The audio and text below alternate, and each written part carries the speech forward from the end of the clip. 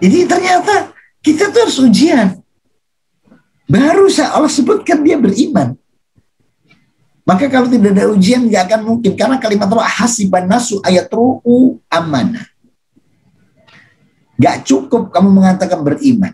Ayakuru amanah wa hum la yuftanun, tanpa diuji. Maka tidak mungkin seseorang itu akan dia bisa menjadi anak SMP kalau tidak melalui ujian SD.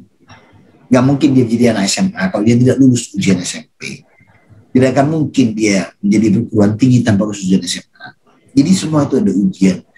Dan ini adalah sebuah akidah yang harus kita pegang.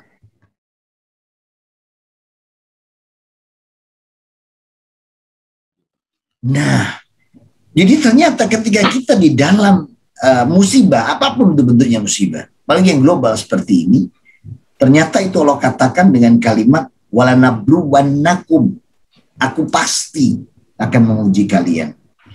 Dan dalam ujian tadi, ketakutan, kekurangan harta, apa yang sudah kita hasilkan bisa terjadi dan sebagainya, anfus, jiwa, ya, amwal, harta dan lain semua itu bisa Allah hentikan.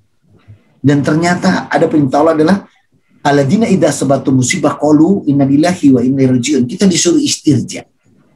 Dan begitu kita istirja, mengembalikan ini semua kepada Allah, maka Allah baru katakan ulaika shalawatu min rabbihim wa rahmah wa ulaika hum muhtadun. Mereka itu yang tetap sabar, ikhlas. Nabi Ibrahim itu luar biasa kesabarannya dan keikhlasannya, ketotalitasannya kepada Allah. Sampai-sampai suruhnya beri anaknya, saking totalitas yang mau dilaksanakan.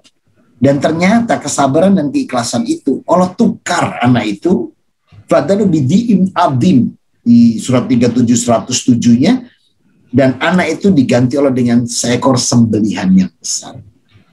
Dan tidak jadi dilaksanakan. Jadi ketika kita sabar dan kita ikhlas, ini kunci paling utama. Nah, maka ketika saya dinyatakan positif tadi, saya ikhlas, saya sabar. Tapi saya ingat pesan Rasul Muhammad SAW.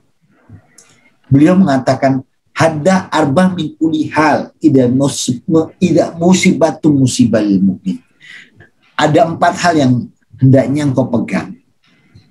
Hei orang-orang muslim, apabila ada musibah atau tertimpa musibah. Nah, 4 hal inilah yang akan kita kaji di pagi hari ini. Apa saja yang pertama? Rasul sampaikan kepada para sahabat, beliau membacakan di dalam Masjid Nabawi kepada para sahabat surat Al-Baqarah ayat 286. La yukallifu lahu nafsan illa wus'aha. Nah, dibaca sampai situ aja. La yukallifu lahu nafsan illa wus'aha. 286. Ya, halaman 496 kalau Qurannya sama dengan saya, halaman 49. Allah tidak membebani seseorang melainkan sesuai dengan kesanggupannya. Nah, jadi ternyata Rasul menanamkan para sahabat untuk mengingatkan kita bahwa tidak ada ujian yang melebihi batas kemampuan. Ini pembelajaran pertama. Tidak ada satupun ujian yang melebihi batas kemampuan. Harus kita pegang akidah ini. Dan Allah pasti akan menguji kita.